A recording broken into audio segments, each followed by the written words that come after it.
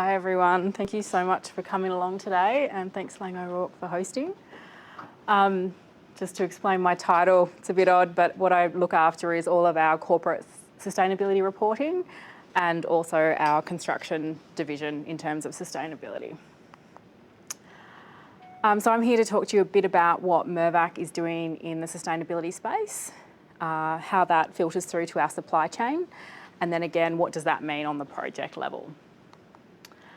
I'm not sure if anyone's seen this before, but this is Mirvac's sustainability strategy. Again, this evolves every year, so the commitments that we have around the edge have been refreshed this last financial year. But essentially, we're looking at 4 key areas. So starting in the green, we're looking at reimagining resources. So looking at how we can be net positive in 2030. So on a project level, that means if we are buying a new asset, building another office, we need to be thinking about how this product that we're creating will be net positive for water and energy by 2030, and also how it can be zero waste by 2030. So we have a big commitment as a corporate business, and then that filters through down to what each of our divisions are doing and then to the project. So at the start of every project, we're looking at how can we future-proof this asset to be delivering what we need in the next 10, 20, 30 years. So the green side looks at energy, water, waste, and also supplier governance. Down the bottom, we've got the orange section, which is enriching communities. So we're looking about how can we actually create value in terms of our community, in the communities in which we operate over the lifetime of all our projects. So we've got recently developed a social return on investment framework, which we're now rolling out across all our assets. We have a reconciliation action plan in the process of getting approved by Reconciliation Australia, and looking at also how we can improve the investment in our communities. And so just sort of in terms of having this it's a simple structure, but it really works for us. Our community investment dollars have doubled since we launched this in 2014. So we've gone from 1 million to 2 million in just a few years. The red, smarter thinking. So if we're going to get to be net positive and zero waste by 2030, we can't do that by a business as usual process. We need to be thinking about things differently. So we're looking at different technologies, but we're also looking at education and engagement, which is one of the key reasons that we're very proud to be involved with the Supply Chain School. At the top, in the blue, that's where everything all comes together. So that's shaping the future of place. So we could have a very resource efficient development or community, but if it's not livable, if it doesn't look at connectivity, transport, biodiversity, resilience, people aren't going to want to live there. So what we do in terms of implementing that strategy, we have the corporate strategy. Each of our 4 divisions have a plan that they have to implement over 5 years, and then that filters down onto the project level. Just this last financial year, there's some of the key stats that we achieved. So one of the ones in the orange on the bottom right is we launched our first profit for purpose cafe, and I'll go through that in a case study in a little while. In terms of renewable energy, so up until the year before, we installed 80 kilowatts on our assets. Here we had 1.2 megawatts at a commission. So just this quarter, we're looking at putting that about 1.1 megawatts on within a quarter. So we've gone from a few years just doing 80 kilowatts to then ramping that up. So we're looking at all our technical solutions being tested over a few years and then rolled out en masse. In terms of the financial savings, we've saved almost $2 million by producing less waste. So independent of if you're on board and engaged in sustainability, that makes a really, really strong business case. So we're starting to bring that together in terms of aligning sustainability just with good decision making on all our projects. Looking at working more in biodiversity, so we're creating biodiversity plans, reducing our carbon and water intensity. What's another good one? Smart buildings. So we're trying to build more smart buildings so that our assets are future-proof moving forward. So 200 George and 699 Burke Street in Melbourne are our first. So what does this mean for supply chain management? So I mentioned in part of that strategy is we have some commitments around supplier governance. So originally when we launched this strategy back in 2014, we set a commitment to pre-qualify half of our supply chain based on sustainability criteria. And those criteria were set to align with what we were doing as a business. What we found was I was spending an awful lot of time trying to measure 50% pre-qualified. And that's probably not the place we can have the biggest impact. So what we've done this year is we actually changed that. We went around the business and we said, well, we're doing all this work, let's just roll it out for everyone. So our new commitment is to integrate sustainability criteria into our procurement process by the end of this calendar year.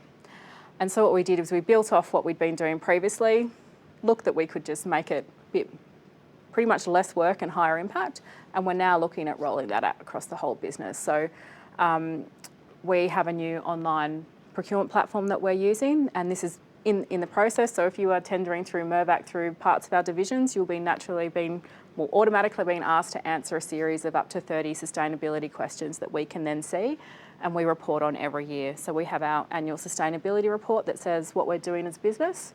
We also now, for the second year in a row, have a sustainability report just for our suppliers.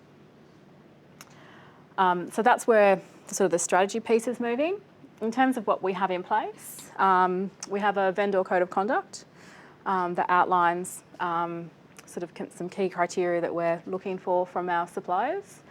We have a procurement policy that has responsible procurement practices embedded. The supplier sustainability questionnaire that I mentioned before, so that's integrated into our new system that is slowly being rolled out.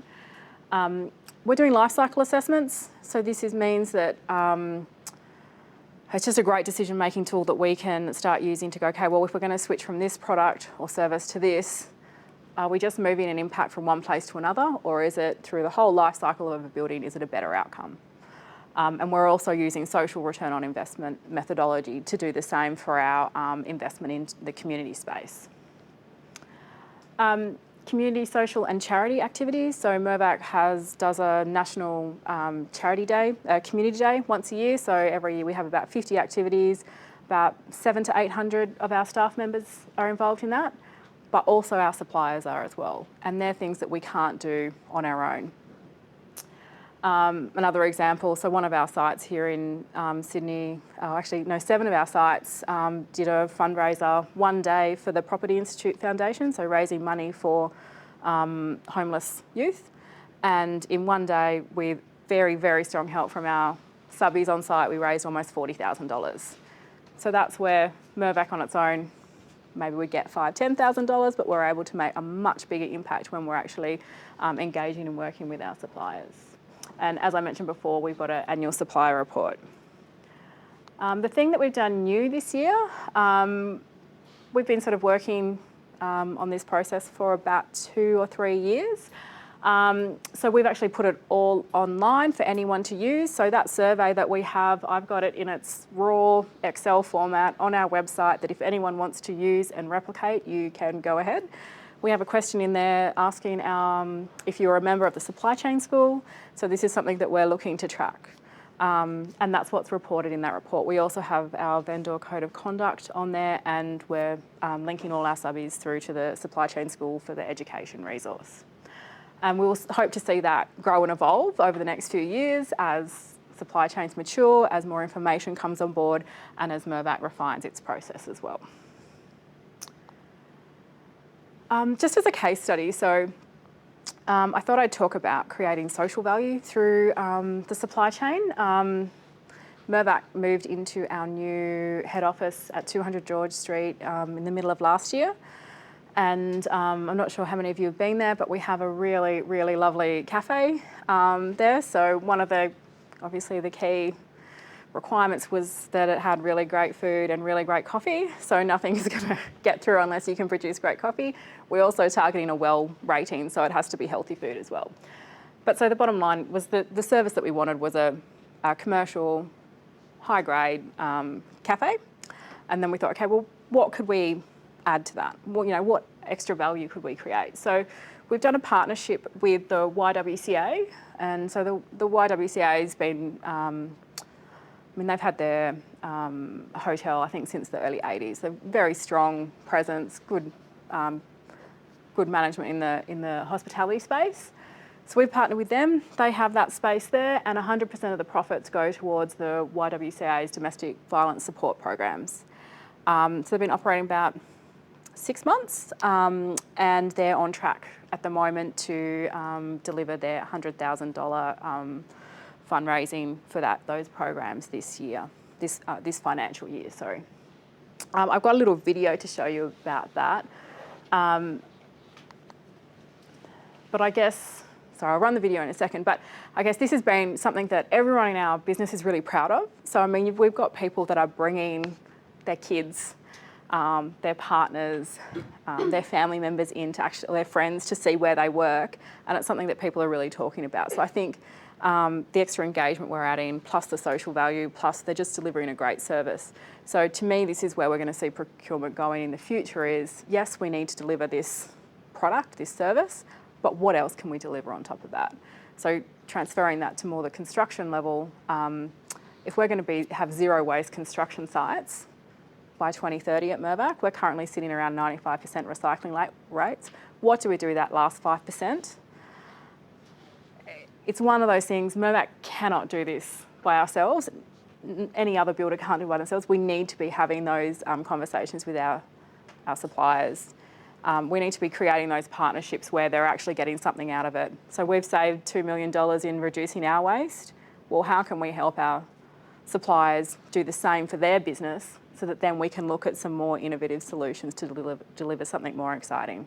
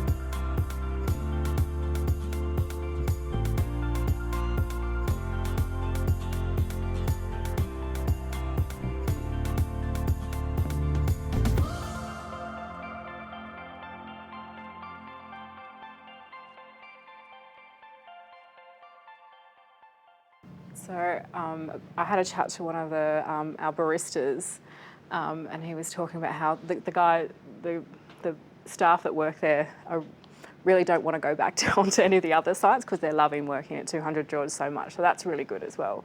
And the other really good thing about if you're ever in Mirvac and you're getting a coffee, if you pay on your card, what comes up in your bank statement is just YWCA.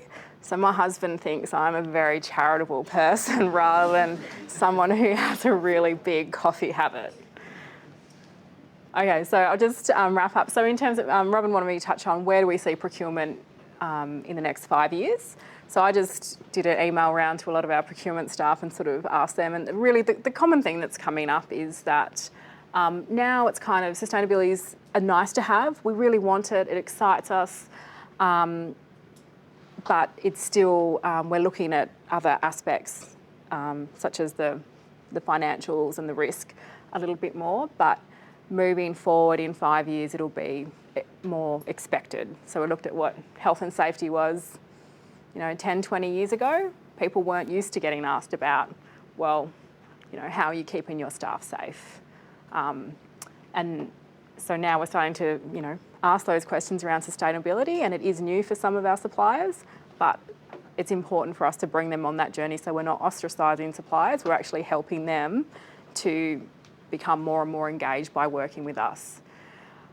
Noting that with diversity of thought and diverse suppliers, we're probably going to have better outcomes as well if we can bring them on that journey. They might have a great idea that we haven't thought of.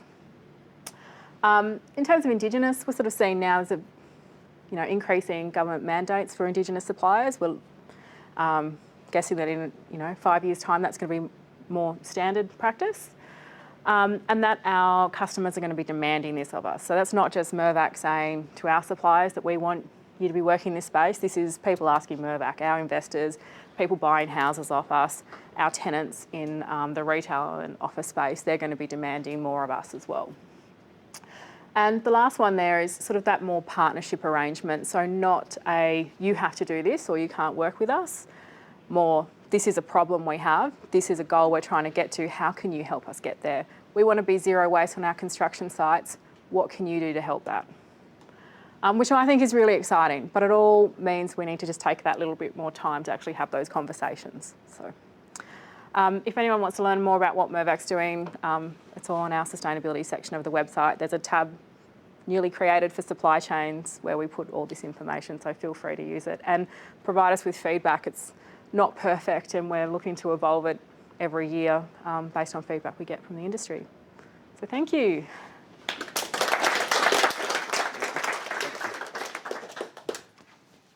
Thank you, Molly.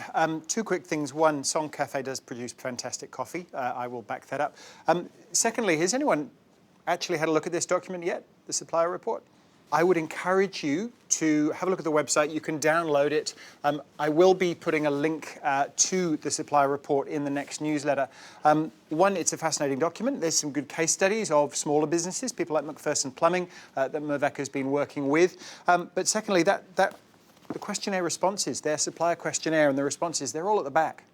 So you can have a look at the questions that they're asking their suppliers and the answers that they're getting already. As I said, there'll be a link in the next newsletter, but it's a great read.